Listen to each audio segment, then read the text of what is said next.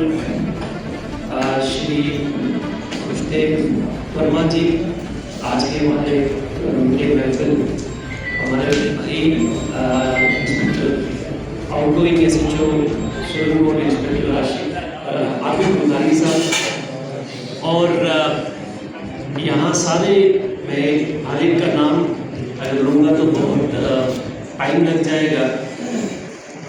हमारे सारे great personalities जो सुप्रीम कोर्ट की शान है, सोसाइटी को कंस्टिट्यूट करती हैं, आप सबको मेरी ओर से आदाब, सलाम, सत श्री अकाल और नमस्कार। मेरा टाइम थोड़ा लंबा लग जाएगा और मैं आपसे रिक्वेस्ट करूंगा कि जो लोग मेरे सामने हैं मैं उनके साथ भी बात करना चाहूँगा।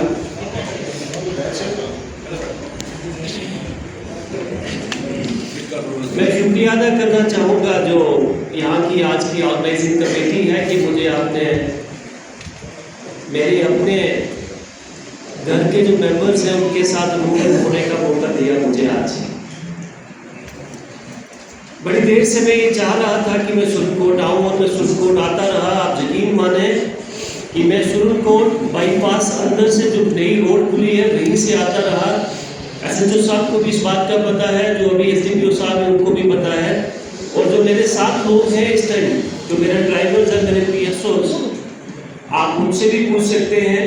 मैंने उनको कहा मैं सुप्रीम कोर्ट में ऐसे नहीं जाऊंगा। रात को गया तो शहर से गया, दिन को कभी शहर से नहीं आया, खाली गाड़ी आई होगी मेरी।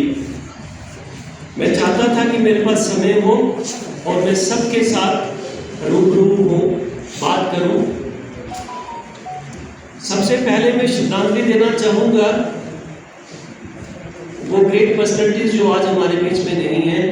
मुझे वो दिन याद आ रहा है, जो बाल खड़े हो रहे हैं, जब मैं यहाँ से गया, इन्हीं के भाई दूसरे इंस्पेक्टर आशिक साहब यहाँ एसएचओ थे और ये यही हाल था और यहाँ पे ऐसे ही लोग थे। जिस तरीके से अभी कुछ लोगों ने मेरी भी बड़ी तारीफें की, मैं किसी तारीफ का काबिल नहीं हूँ, लेकिन मैं आपको एक बात ज़रूर बताऊंगा कि जो वादा मैं उस दिन, मुझे याद है कि जो करके गया था, यहाँ नहीं हुई थी, वो बात बावली पे हुई थी।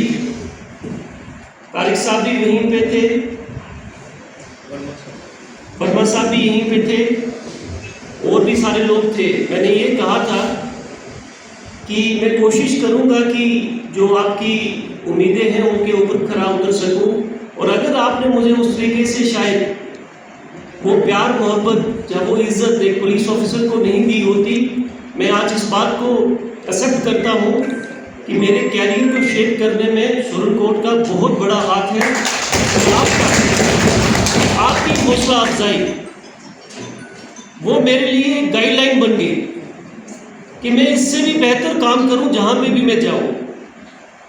जब मैं यहाँ पे वापस आया, मुझे सारे लोगों ने बोला, मुझे फ़ोन किया कि आप कब आ रहे हो।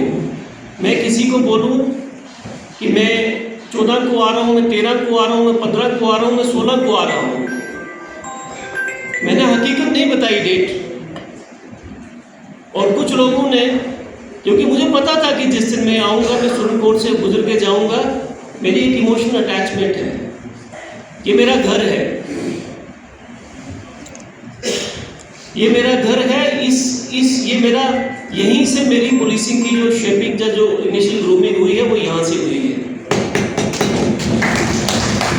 अगर आपका एक ऑफिसर, मैं आपको एक लाइव एग्जांपल दे रहा हूँ कि अगर आप किसी भी ऑफिसर को इस तरीके से एनकरेज करते हैं, मतलब पब्लिक ने ऑफिसर से काम कैसे लेना है ये भी एक आर्ट है, उसको कैसे चलाना है ये भी एक आर्ट है, उसको कैसे फ्यूचर के लिए ग्रूम करना है ये भी आर्ट है। ये म्यूचुअल चीजें हैं। इसलिए मैं वापस जो है सुप्रीम कोर्ट बाजार के अंदर नहीं आ पाया। मेरा मन कर रहा था मैं आपके पास आऊं, बावली में वहीं पे बैठे सारे लोग आए। आज मुझे बताया गया सुबह कि आपने आना है यहाँ पे, आबिद साहब जा रहे हैं, तो मुझे लगा कि काफ़ी सारे मेरे अपने लोग सारे साथ में होंगे और मैं वहाँ पे आऊँ जो सुकून मुझे यहाँ आके मिलता है वो शायद में it can not be expressed in words. ये होता है करेक्शन। इस तरीके की पार्टीज, इस तरीके के प्लेटफॉर्म्स पे लोग खुल के बात करते हैं और सच्चाई पे बात करनी चाहिए, सच्चाई पे बात करनी चाहिए। जो सही है वो सही है, जो गलत है वो गलत है।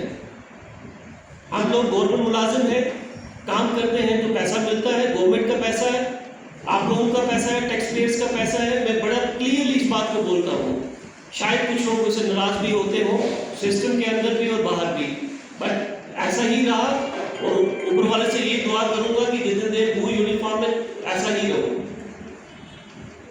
हम लोग आपके टैक्स पेयर्स के पैसे से ही हमारी सैलरी भी आती है, कोई आसान वाली बात नहीं है। बात सिर्फ इतनी है कि जो रिस्पॉन्सिबिलिटी दी जाए वो पूरी अपनी निष्ठा के साथ निभाने की कोशिश करनी चाहिए।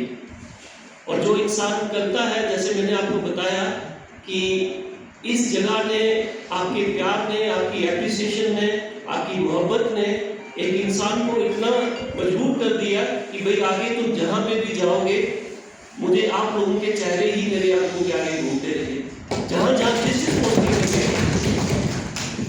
ये वाला हाल जो इनके भाई हैं वो बिल्कुल इनके हम मतलब आप उसको डिफरेंशिएट नहीं कर पाएंगे कि आबिद साहब है, आशीष साहब है। आज मुझे बस कुछ लोग जो हमारे बीच में आज नहीं है उसको छोड़ के मुझे ये लग रहा है कि 11 साल पीछे जा गया मैं। जब मैं आया था तो मैंने आपके सामने एक वादा किया था कि मेरी नीयत पे कभी शक न करना, ये वैसी ही है। और अपना आशीर्वाद है कि ऐसी ही रहे जिस दिन तक मैं वर्दी उतारूं या उसके बाद भी जब तक एक साथ। बात आई आबिद साहब की। आबिद साहब एक काबिल ऑफिसर है। मेरी इनके साथ पहचान पहले नहीं थी, आशिक साहब के साथ हुई। जब यहाँ पे आए तो मुझे पता चला, जब मैं डिस्ट्रिक्ट पुंछ में आया 2014 में, तो मुझे पता चला कि इन्होंने मंडी पुलिस स्टेशन में थे। मैं 5 लड़के आपका नाम भी पढ़ा। मंडी पुलिस स्टेशन में ये थे तो इन्होंने जिस तरीके से सिचुएशन हैंडल की, उस टाइम आपके लिए बातें होती थी। 2014 की मैं बात कर रहा हूँ। बाद में जब इनके भाई मेरे SHO थे यहाँ पे, और फिर जो चीज़ें हुई उसके बाद वो ऐसा हुआ कि इन्होंने बोला कि एक साइड आबिद साहब, एक साइड आशरफ, बीच में अजय साहब। और ये फैक्ट है। एक किसी शादी पे हम तीनों इकट्ठे थे तो वो पिक्चर मेरे दिल के बहुत करीब है।